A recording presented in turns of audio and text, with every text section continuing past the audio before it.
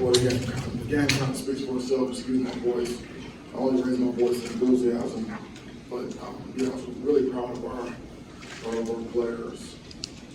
One thing that we know about our guys is they're gonna keep playing. They're gonna quit. And there was never a time in the game that we felt like we were out of it. We never felt like we were overmatched. We felt like we needed to continue to execute better on both sides of the ball.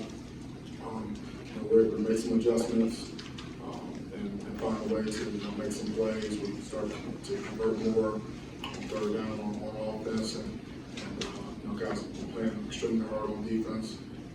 And obviously we got some playmakers that were able to make some plays. But it was a team win, and I'll tell you what, our fans they never gave up on us. No one left. They stayed in there. Down 16. And kept helping us and pulling us through, and that's what Spartans do. With resilient, hard working, earn everything that you get. And someone just asked me what does this win mean to me? It means it's not about me. It's about Spartan Nation and our players, our staff, Michigan State University, all of our fans, all of our former players, the Spartan Dogs, and all of our 500,000+ living alumni across the country and around the world. We know how important this game is to all Spartans, and we don't take that lightly. And so I know there's a lot of happy Spartans right now celebrating, and that's what this is all about. Obviously, it's a huge win. Ken Walker. I don't know what else I can say. This is a big, huge stage. The whole world's watching. You got a chance to see what type of player he is, and obviously, any recognition that he's getting for Heisman consideration is well deserved. Obviously, offensive line, tight ends, and receivers doing a great job blocking. But obviously, he's a difference maker. So, just overall, just a strong effort for our team, and we're in the hunt. We have a strong opponent next week. We need to go on the road and play good football, and we've got some things we can improve upon. But obviously, this is a game that we had to have, and so we're able to get it done. Start with Larry here in the front. Mel, to your right, slowing down the running game that has been so strong this year, how key was that in this victory, and how is your team able to do it? Well, really up front, it's about being gap sound, setting the edge, and building the wall. And we were able to do that on a fairly consistent basis. And we knew that they were going to run the ball quite a bit. We were really stout up front, and it was physical in the trenches. And we got the run support that we needed. And we wanted to make sure that we could contain their run game.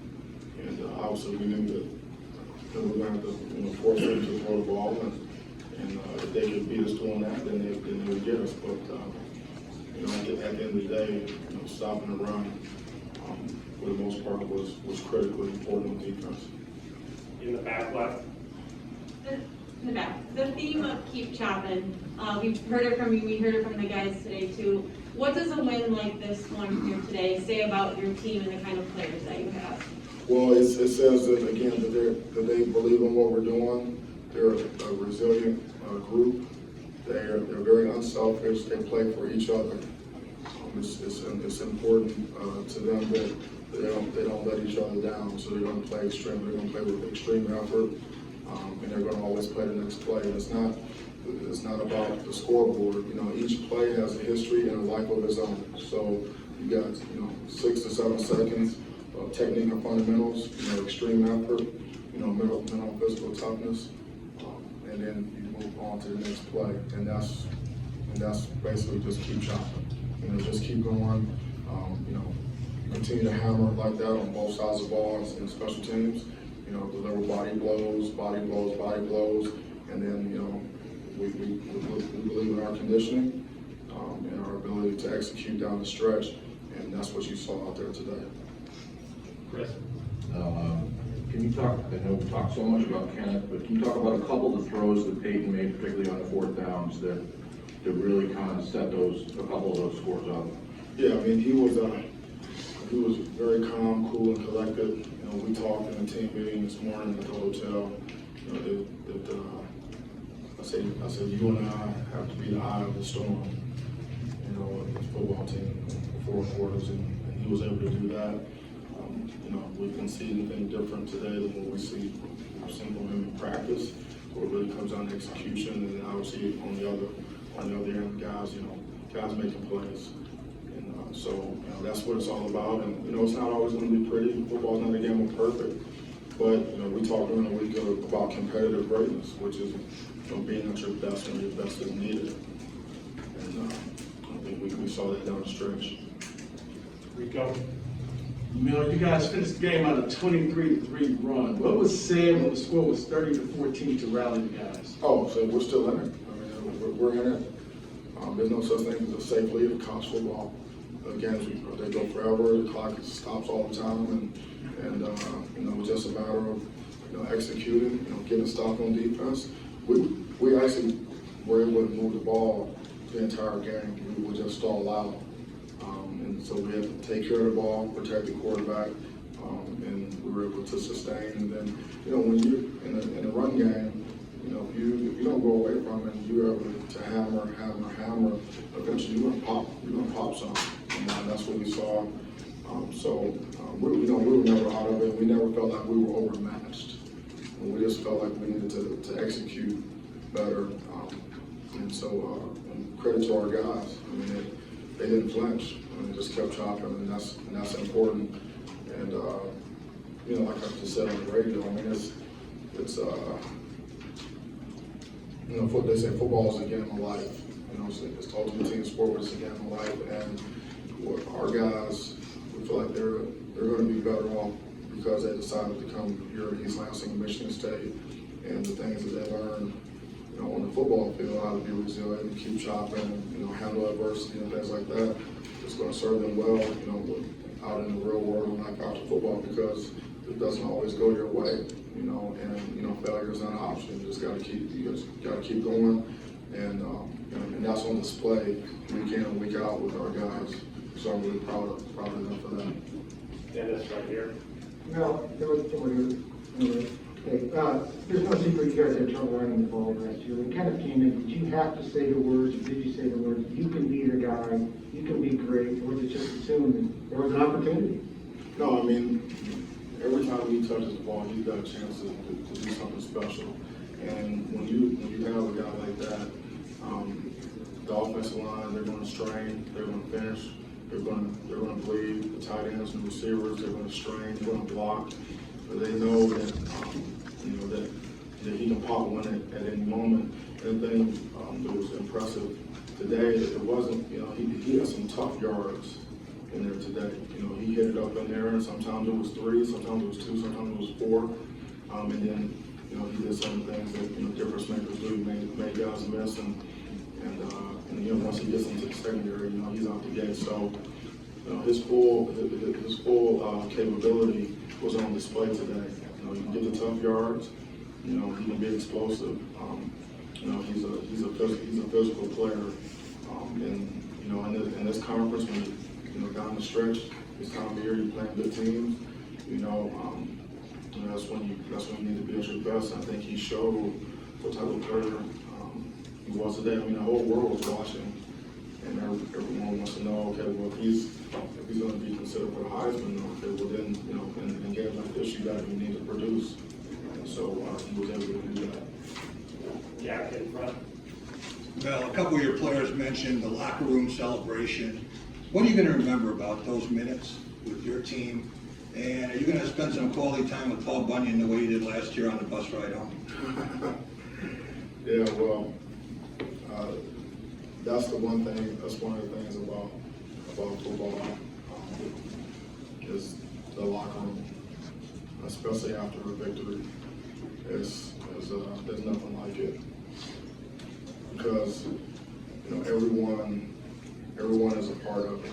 When you look around, you got the players and coaches, and but you got trainers in there, you got academic support, folks are in there, you know, administration is in there, we have former players in there, I mean, you know, obviously recruits in there, so it's a moment to celebrate, you know, and to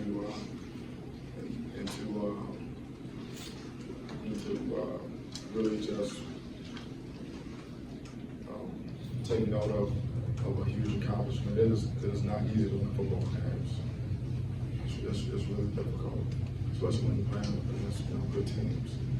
So when you can get a win and you get in that locker room, there's nothing like it. And to see Paul in there, you know, it's special.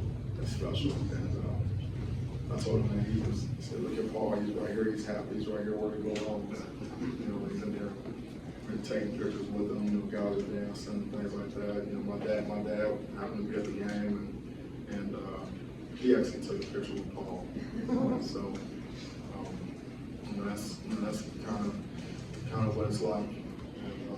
And those are memories. I mean, those are like Coach Izzo told our team during the week. He spoke to them after practice. He says, you know, memories for a lifetime. And that was a classic. I mean, that was a big time. That was a big time game.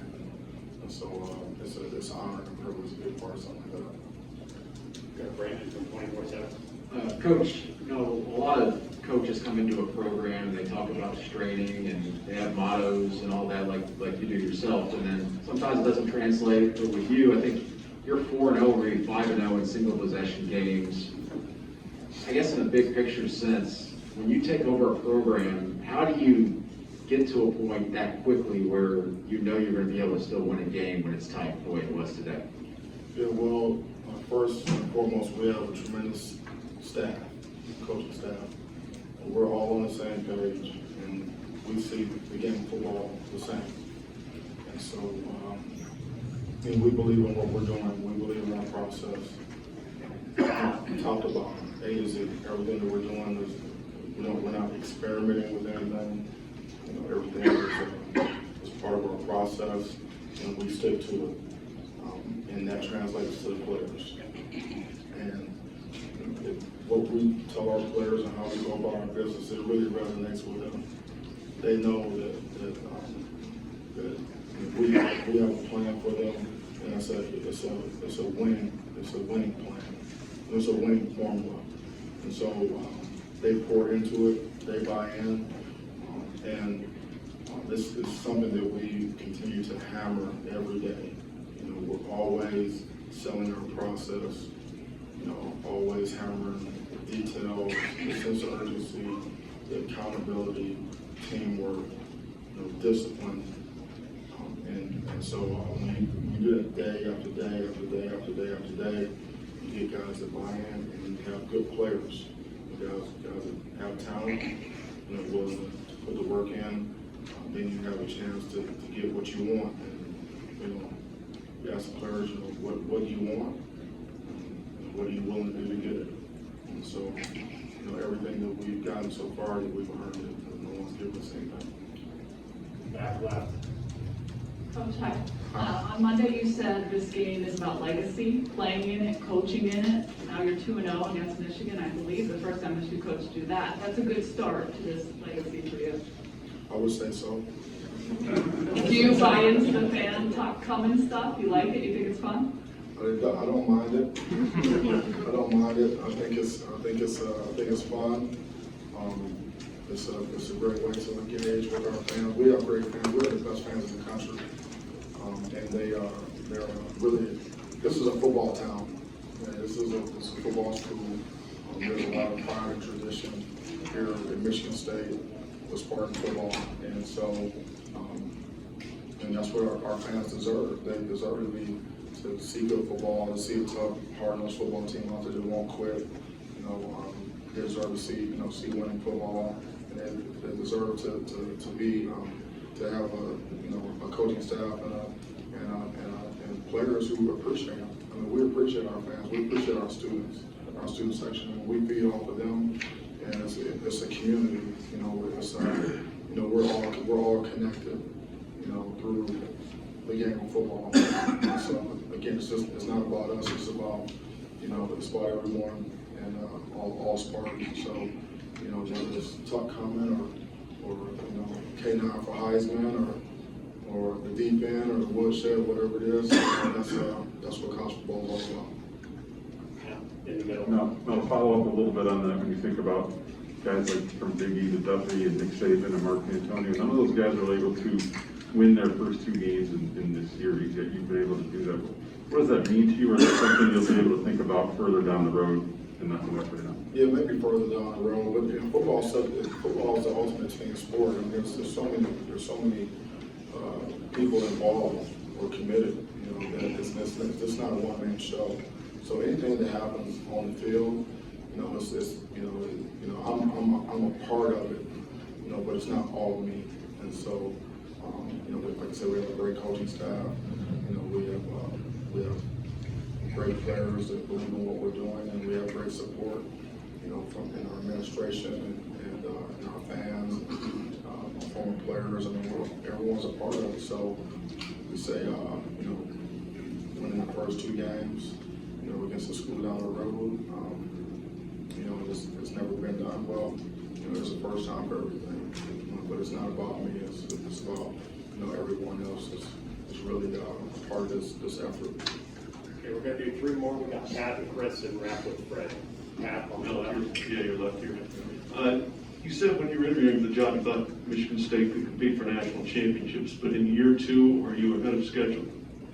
Yeah, I don't believe in self-imposed limitations. I've said this before publicly. Our goal is to win every game on our schedule, whether it's home or away, or regardless of what it is. That's our goal. Now, whether we can do that or not, only time will tell. So, what does success look like? I've been asked several times. Success is us reaching our full potential, as a football team. And so we have not hit our ceiling yet. We still have room for improvement, and we have a tough schedule ahead. And we're going on the road next week with a very strong team, and it's tough sled. And you need to be playing your best football, in November, if you want to get anything done in terms of what you're talking about. And so we've got a ways to go. And but what's most important is what's next. And from our preparation this week, we got to rest and recover, and we have to get focused in on our next opponent, and then and take the show on the road. Chris. 2 quick ones. One for you.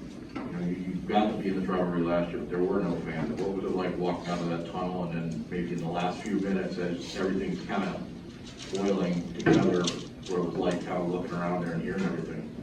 Yeah, it was, coming out, it was an electric atmosphere.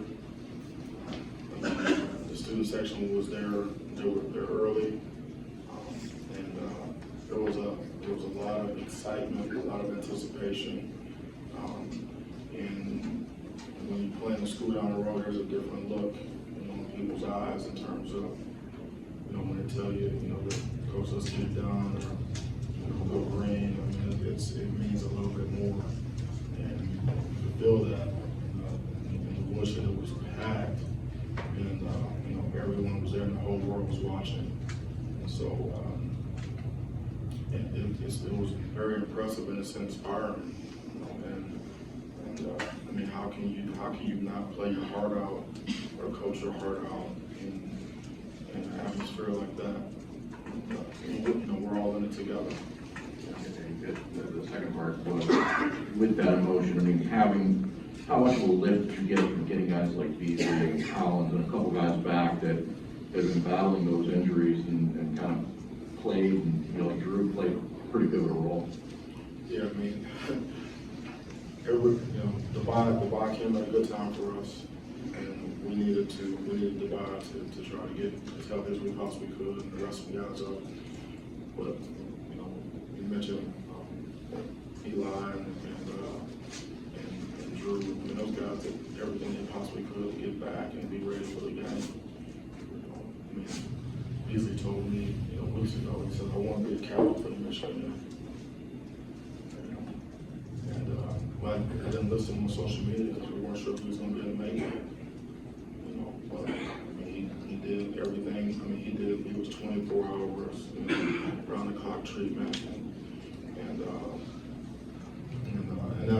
that's huge. And you know, those types of players are foundational players. They you know, they motivate coaches, they motivate their teammates, and epitomize what Spartan football is all about, what it means to be a Spartan. And it's just the mental physical toughness and going out there and laying it on the line. You know, he wanted to be there, you know, for his teammates, and that was special. Same thing with Eli. There was all the other guys that been banged up and worked really hard to get healthier for this game. And you know, at this time of year, no one's 100%. Everybody's beat up in some way, but you know, everybody rallied the best they could to be available for this game. We'll wrap with Fred on the far side. Mel, I realize the season isn't over, and I can appreciate that you think it's not about you, as you said out there. But you are the first coach to go 2-0 against Michigan. Your over-under on the season was 4.5 wins. You're 8-0 and you're in the top 10. Do you feel some sense of accomplishment of where this program and where this team is? Well, you know, we've done what we needed to do up until this point, but we've still got a long ways to go, and we've got a lot of tough games coming up, you know, starting next week, and you know, there'll be plenty of time, you know, at the end to add it all up, you know. But right now, you know, it's really, you know, 24-hour rule and then on to the next, and that's the only way that I'm going to approach it, and that's the way our team is going to approach it.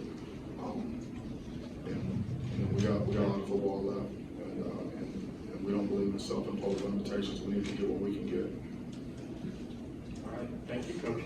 Thank you so much. Thanks for coming out. Thanks for covering our team. Go bring it.